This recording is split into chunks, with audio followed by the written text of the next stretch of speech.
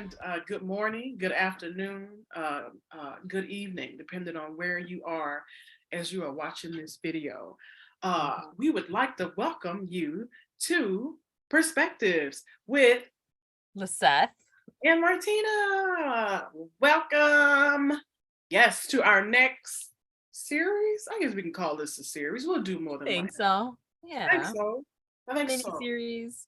Yeah, maybe like a mini series. We'll have like 2 or 3 episodes probably for this. So yeah, like, what are y'all gonna talk about? What are you gonna talk about?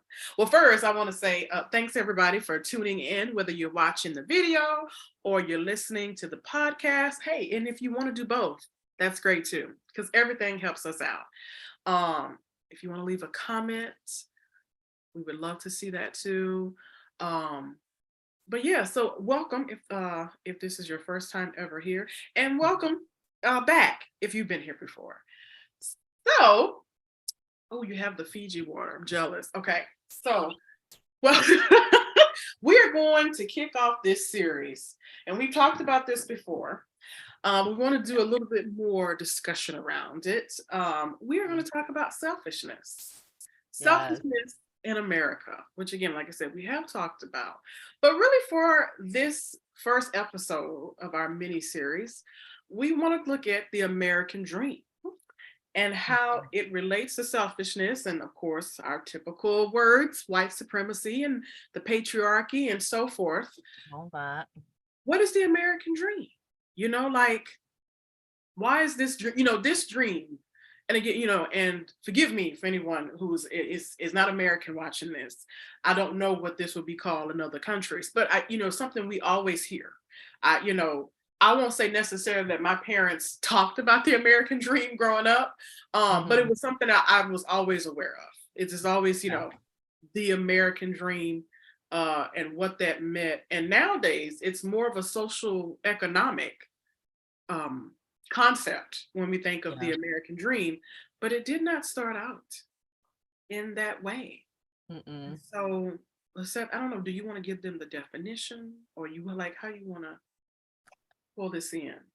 Yeah. Well, I think let's start with a couple definitions. I think just Right. to kind of level set what the series is going to be, what we're going to be talking about. We were before we hopped on to record, we were kind of doing a little bit of research as we try to always do. Yes. And we were like, okay, well, first, what does selfish? What is the definition of selfish, right? So, if you Google, our friend Google was, lacking consideration for others, concerned chiefly with one's own personal profit or pleasure. Um, and then if you look at Wikipedia for selfishness, it says it's being concerned excessively or exclusively for oneself or one's own advantage, pleasure, or welfare, regardless of others. So that's sort of where we kind of like, okay, here's the basis of what we're talking about. But when you go and you Google what is the American dream, you get quite some different perspectives, no pun intended, but even just different definitions. Like, the first thing that pops up on Google is, the American dream is the ideal by which equality of opportunity is available to any American, allowing the highest aspirations and goals to be achieved. Um, and then if you look at Wikipedia, it kind of starts off with the American dream is the national ethos of the United States, a set of ideals including representative democracy, rights, liberty, and equality. Uh, and then there's another one that you know how sometimes Google even asks some questions, and one of them is like, what is the true meaning of the American dream? And it says it's the ideal that every citizen of the United States should have an equal opportunity to achieve success and prosperity through hard work, determination, and initiative. Um, so a lot of this, where you kind of like, it's definitely like this set of it's opportunity, it's available to any American. it's some of them say like every citizen, you have like equal opportunity. Those you have those keywords, but then when you look at it, especially the one that I just read was the true meaning of the American dream, and this is from the Oxford English Dictionary defines it. Um, the fact that it kind of puts it back on the individual, right? Like, you should have equal opportunity to achieve, but it's through hard work, determination, and initiative. And if you have been with us the last 3 years, um, we have shown how you could do all the hard work, you can have all the determination and all the initiative you want.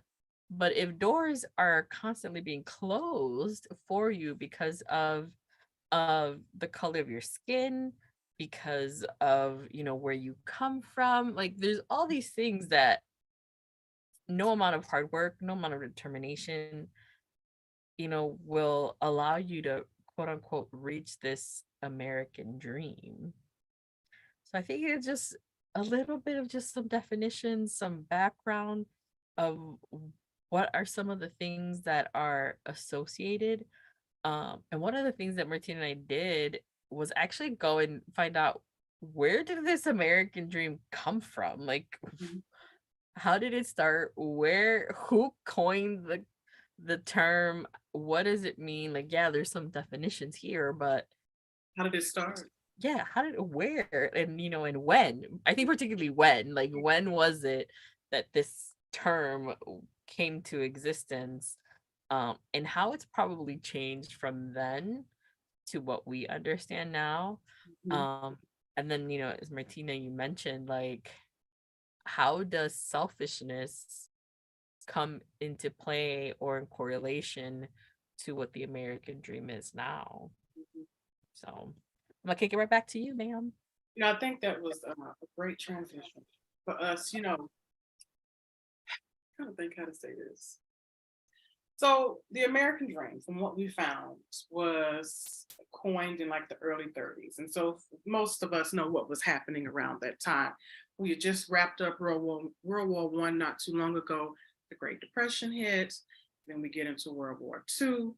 But really, where we start to see what this American dream is, I was thinking, like, because me, like when I think of the American dream from back in the day, I think like after World War II, we got all these baby boomers coming home. Everybody wants the beautiful little house, the 2.5 kids, the white picket fence, a decent job. And, I think that is like, okay, in terms of America, because I think that's what all people want. People want to have a safety and security of a home.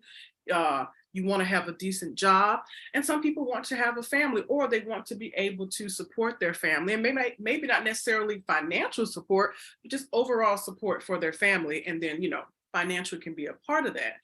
And originally the American dream really stemmed from the country itself, because it started, it's like this political kind of ball mixed in there, and it really kind of starts with Mm, equality for all yeah. people, which I think equity wasn't necessarily a part of that. I think the idea of equality, and it makes me think of um, during Reconstruction in the South, or really up here in the North as well, how what is it that was passed? Oh my goodness, it's the famous court case, which is now like passing me. It's like equality for all. It's like it was a big court case, like way back Yeah. with the 1940s, 50s, or I maybe know even what you're earlier. talking about, but I don't remember I the. can't remember the name, but and white people thought, okay, well, we got equality for all.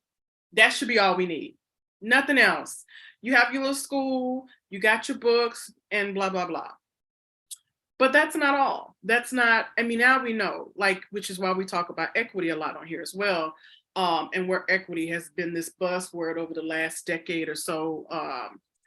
And so that to me is what it brought to mind for me, is that originally this was something that the country believed it was set out to be a good thing, is Yeah. that people support each other and we're all capable of achieving whatever level of success we want, and how that level of success can be shown or seen. But then somewhere around, and this part I don't really know, where it started to focus so heavily on your social economic status, Mm, which of yeah. course, well, then also, as you mentioned, this individualization that we love to do in this country. And again, I think it pulls back to healthcare in many ways, how a lot of people see chronic illnesses as an individual illness. It's not, it's that person. It's their fault. If Yeah. you have lung cancer, well, you shouldn't be smoking. Okay. If you're homeless and you have this or that, well, it's your fault that you're homeless. You didn't work hard enough. You weren't determined enough. And Lord knows we know that is not true. And so it's just really interesting how we had this where the country here in the United Mhm. States and the individual who coined that term had a whole different vision of what the Yeah. American dream was. And it made me think even further back that when we signed the Declaration of Independence, we were breaking from the United Kingdom and we wanted to do our own. I say we, I wasn't there. My people wasn't a part of these conversations. I don't even know if they were, I don't think they were here yet. I don't even know. Um, but it just made me think back to that the first people that came from the United Kingdom over here, and then we had 1776, and how it's the right of Mhm. every man. But somehow it wasn't the right of every man. Obviously, we know because that is not what happened. And then, of course, we fast forward again to this idea of the American dream. So it's like almost like this country wants to have this idea that everybody's equal, everybody has equity. But like I said, I think people are really starting to understand now that we don't have equity um, here in the United States. And so it just kind of made me think further and further about that.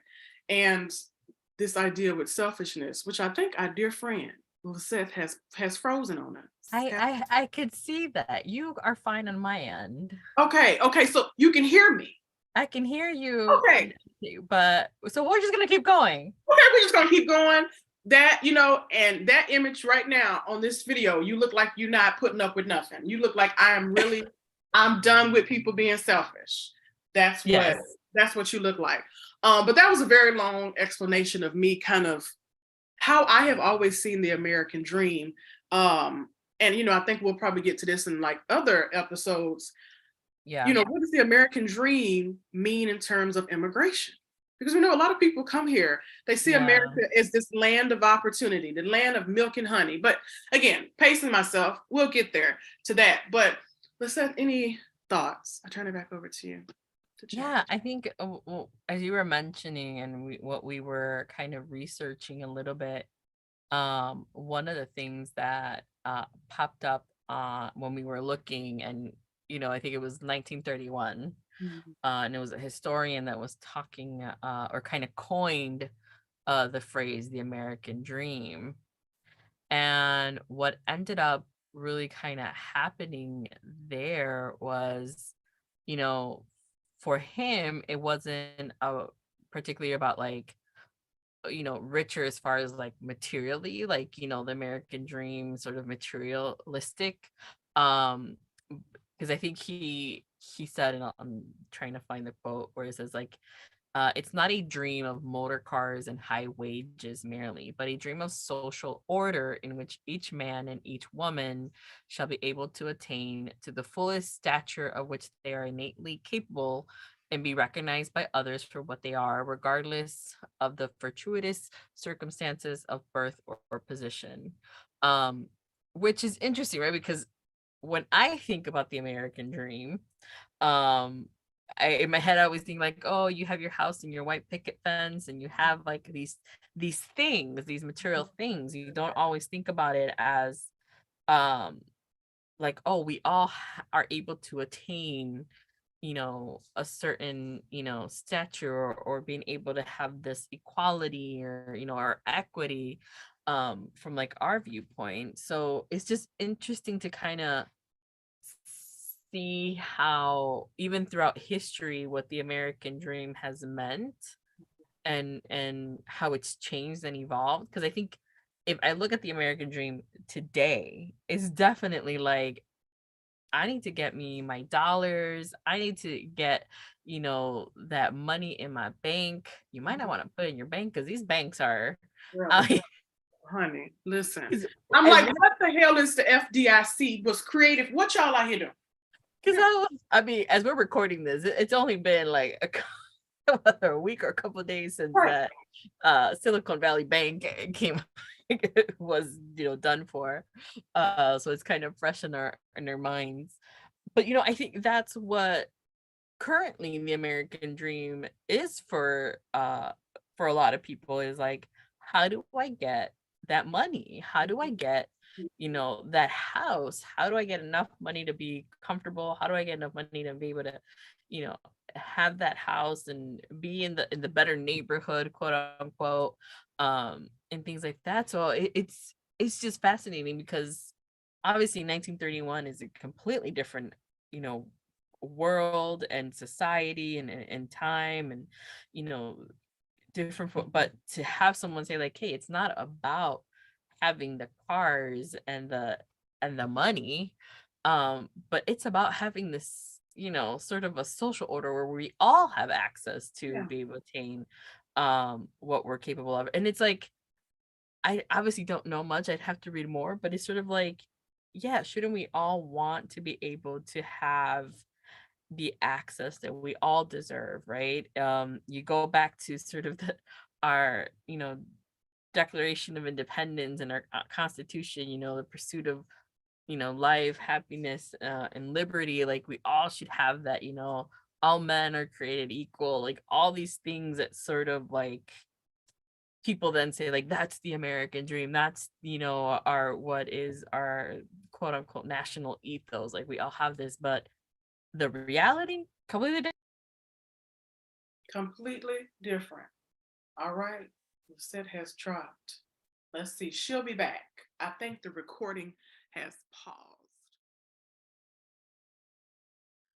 Well, welcome back from technical difficulties and a whole new wardrobe.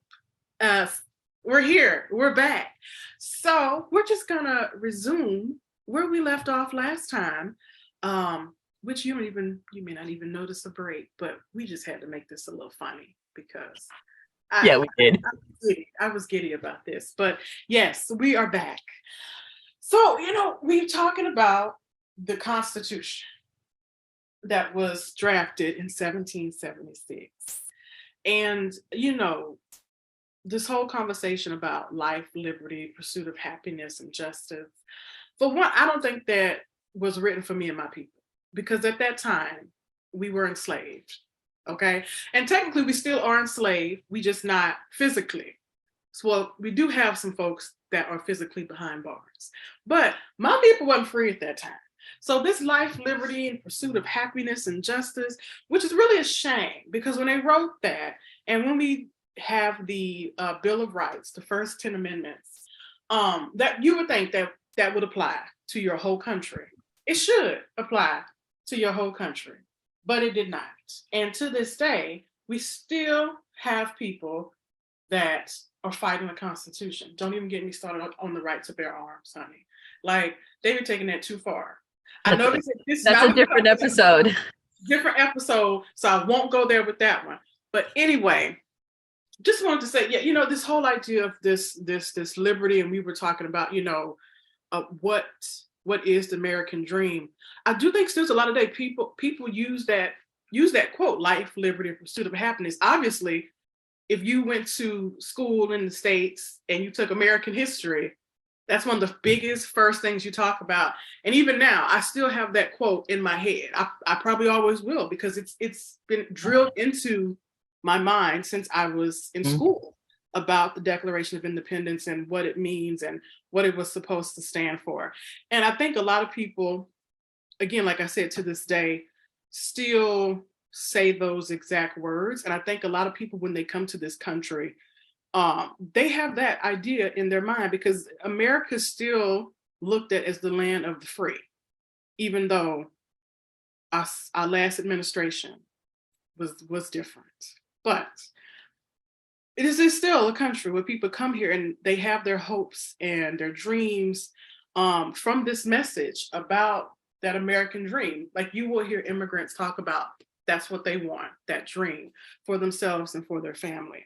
And so I just had to kind of talk about that since we left off talking about the Constitution and like what that meant for the American dream, because it's still so ingrained into Yeah. us to this day. And that's all I'm gonna say about that right now. Yeah. And I think if I remember back to what I was saying, since I'm the one that caused the technical difficulties, or my computer was, not me. Uh, I think it's one of those sort of, like you mentioned, you go to school and you hear, everyone has, the right to, happiness and pursue and all of that. And, but how that also fits into sort of the selfishness, right? And how to this day, not everyone, right? It's only a certain group of people who are afforded 100% that opportunity, or who fall into the category of like, these are the people that should be getting it, right? And that goes against what we were talking, of the individual, who coined the term American dream, who was like, no, like it has to be everyone, and it shouldn't matter. And I think that's where we gravitate. You look at individuals like Martin Luther King Jr. and all of that, and I have a dream speech, and sort of how that all kind of encompasses as well, and things that we as individuals quote and are like, yeah, we all should have this. We all should be able to be judged by our character, not the color of our skin and things. But a lot of times it is the color of our skin. It is our names. If they can't see who we are, but they look at a resume and they see a name that isn't traditionally white or European or whatever you want to like coin it as, those are the things that you sometimes are judged by. And it feeds into what the topic that we're talking about, the selfishness of America, is that the pursuit of life, liberty, and happiness is just for a certain few, but it's not for all who are in this country. And then if you kind of break away, I think about like these borders and and boundaries that are kind of made up around the world and things like that. Like we all, as just humans, should have a right to pursue life, liberty, and happiness. Like we all should have that right, but there's all these things and challenges that mankind has just created and allows for people to just put their personal interests, those that are in power, right? Because it's you and me, and some of us that are listening don't have that kind of like influence or like power, like, but people who have influence, who have power, have the ability to kind of say like, nah, we're not, that's not for them. We're going to keep this for us. We're going to, you look at our government, right? If you're in the US, and who they choose to bail out, right? Who the government chooses to help and bail out, versus we can talk about student loan debt, right? Y'all can completely say, you know what, we're just going to bail out these students some people have been in debt for decades.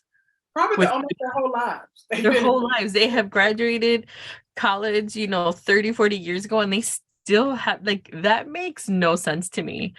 Someone who graduated 20 years ago to still be paying off, like, how is that even possible? Like, that should not be a thing. Even 10 years seems to me like too much for someone. And it's like, but you don't choose to help the people who actually need it and who would benefit from it, who then in turn be able to say like, okay, I'm going to take this money and just reinvest it into whatever, the economy, or however, like I have extra spending cash, I could do something else with it. But again, it's this theme that we kind of keep going back to, like how selfish, we have to be. And then you look at the influence that capitalism has into sort of that theme that we're talking about, and and just, the 1% that we all kind of complain and say like the 1%ers of this country are the ones, kind of moving things and running things and really kind of figure out. But, it just makes me, and I know it makes Martina just really mad when we really sit down and we think about where we each could possibly be at in our lives and like careers and stuff if people just weren't so damn selfish, and made policies and made laws and sort of enacted these things in equitable ways, right? And allowed access for everyone. And it's not like, and a bunch of like friends, families, all these individuals could be in better situations if our policies, if our systems just reflected equity, right? And just reflected something that was much less selfish than it is now. And yeah, I mean, I'm getting mad. Like I'm seeing mad. I know you said damn. So I knew you were heated. You said damn. So I thought, ooh, she done got heated. But as we always say, you touched on a lot there. And it just made me think, and I believe in the previous video that will be sliced with this one, we had started talking about like the banks, because we were talking about the Silicon Valley. Yeah. That one, whatever just crashed and people, lost so much money. And, it does make me think about it's the Great Recession, or one of the recessions that happened not too long ago, like because of housing and all that. Yeah. And it's made me think, how this country was bailing out all these banks. And of course, people like, well, we got to bail out the banks. What are we going to do with all the money? We need the money. And I was like, you know what? This is when the banks are way too involved. And like, I mean, because some of that is true. Like we do have to do certain things because of the way laws are set up now. And so it sometimes does make sense that we bail out banks. But at the same time, I don't know, just when you touched on the student loan issue and people, not wanting to pass the bill or make it official, it to me takes it back from the holistic whole view back to the individual. Yeah. And how we go from with the banks, oh, this is impacting everybody. But with the student loans, well, that's just one person, and that person a lot of times get blamed for taking out. It's like, well, why did you take out student loans in the first place? Okay, well, you're asking people that, hey, I really think in this country, it should be more, or should be done more of gap years. Because when you are going from your 12th grade year, your senior year to college, there's so much you still don't know. And there's so much, I mean, you have so much life to still live. And you may not know what you want to go to college for, even if you do or you do not want to go to college. But you're sending teenagers into an adult setting. And a lot of time it is the poor, the people of color who don't have much, who sometimes parents, I know when I did my student loan process, my parents didn't know much about this. Like I did much of this, I had to do most of it myself. And I think a lot of parents in that way, because they like, I want my child to go to school. I don't have it, but you still should be able to go. And so I think people somewhere along the line forget that there's a lot of backstory to people taking out student loans. And I'm all grateful people that's them paid theirs off. They're so happy about it. I think we all know people that have paid off their student loans. But this whole thing, people saying it's not fair that I paid off my loans and why can't you pay yours? And to me, that thinks really, again, about the selfishness that you're placing on one person, like, why can't they pay this student loan off? I was able to do it. And then let's think about banks that we bail out. And why can't we look at some of these issues in the same way? Because I think they're both equally important. I believe we are the only country, or one of the top country, that puts its youth in that much debt straight out of high school. And I want to say it shouldn't be allowed. I mean, because many countries across the world, you go to state schools, it's free. That's no way. If we tried that here, it probably would be a disaster. Because again, capitalism. I mean, can you imagine some of these big schools saying, oh, Well, now we passed a law for free education. They would shit bricks forever. Oh yeah. They would not allow it. They would not, they would have a fit. Okay. I And mean, again, in some ways, I don't necessarily blame them because this world is based on capitalism. So if mhm, they don't have students coming with them making like having them make money for their school, they can't support their school. So it's yeah. like, what do you do? Because school, as much as healthcare as we know, is a business. And somewhere, I think, always along that line, the business part takes precedent over Mhm. the people Oh, and what really needs 100%. to be done. Yeah. No, I think that last part you just said, schools, you look at it's a business, you look at the way even like our public education system is set up. Here in Chicago, it's, CPS is Hmm. interesting institution. As someone who went to CPS, Yeah, you who did. went to the C, yes. But I think, yeah, like the fact that we treat these what I would consider basic human rights, education, healthcare, um, housing, Yes. um, as businesses, food, like all these things that are just we just need as, humans to just survive and be able to grow and contribute as citizens of this world. Um, we treat them as businesses and we create ways of operating them that are very capitalistic and very sort of looking at how can someone make the most money off of it, Yes. um and not as how does this benefit the people who are accessing these services, who are accessing these resources, because that is not what is happening. It's more of like, how do I get more money? How do I ensure I get my return on investment? How do, like all these things? And it's very, again, to me, capitalism and selfishness, same. Yeah, it's the same. It's a good I'm point.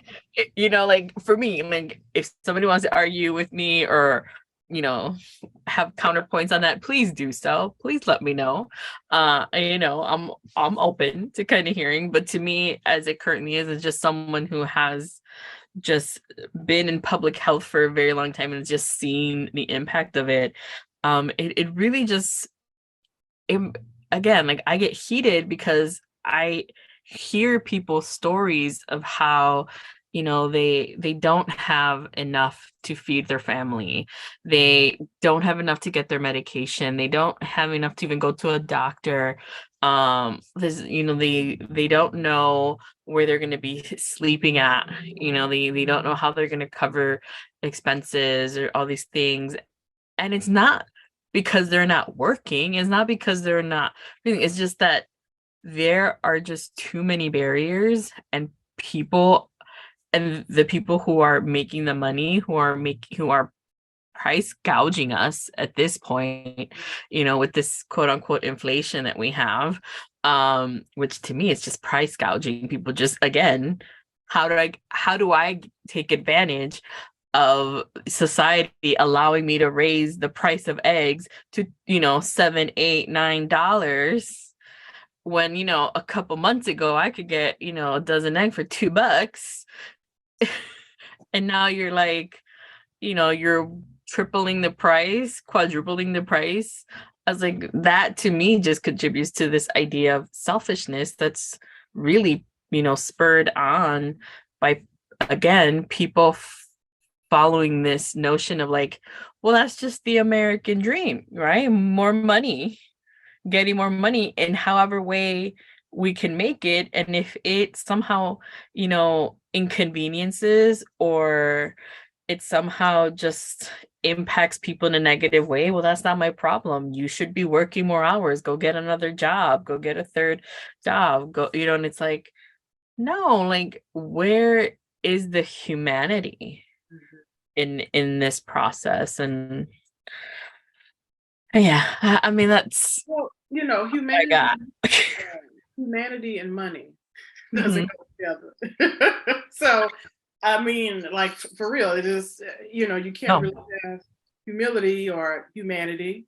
Um, yeah, in the world, let alone here in the United States, because everybody in many ways are just for self. Yeah.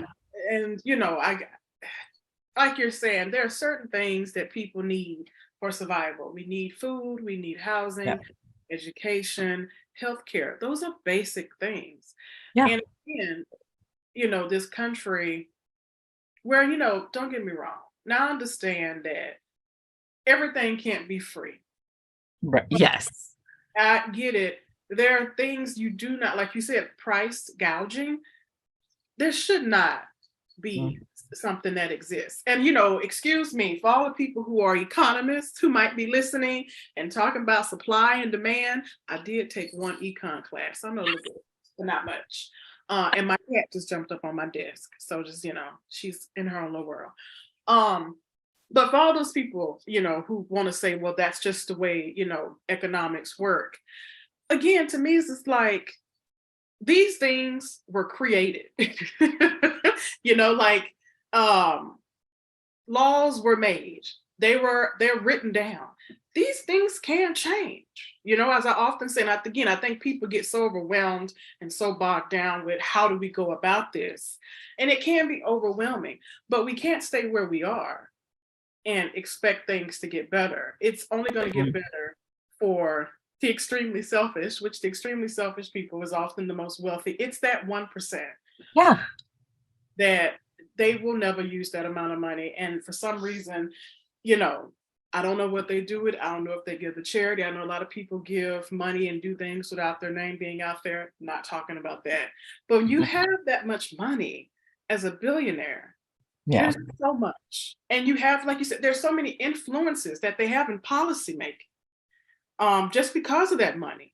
And as opposed to somebody who may be just as educated or just as intelligent, but they're not a billionaire, they don't have any influence. They may not have any influence on policy because they're not donating money to this.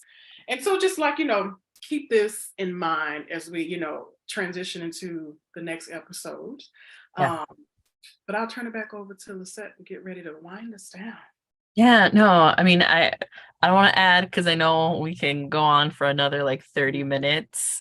But I think there's a lot of things that we both touch on that I think we'll just continue exploring in the next, couple of episodes we have around. This is really our intro to this Selfishness of America kind of series that we're doing, and sort of just laying sort of the foundation and why we're passionate about it, and why we wanted to have this conversation. This is a conversation we've been wanting to bring to the forefront of our podcast for a while. We just hadn't gotten to it. And it just seemed like a really good time with everything that's kind of happening around us, and the way that society and our economy looks like we're heading to a recession. Everybody keeps talking about recessions, and things doesn't seem like things are gonna get they're gonna get better, not anytime soon. Like it's gonna be a while before we kind of see trendings and positive for us, for the people who live every day, are not in the 1%ers or the 2-3%ers of this of these economies. But yeah, I think we will continue exploring selfishness through the lens of like capitalism, probably digging into healthcare as well, and how we see selfishness reflected in healthcare. And there's a lot to unpack there from that lens. So we'll definitely kind of continue. But if you're listening or watching, let us know your thoughts when you think of the selfishness of America. Like, what comes to mind?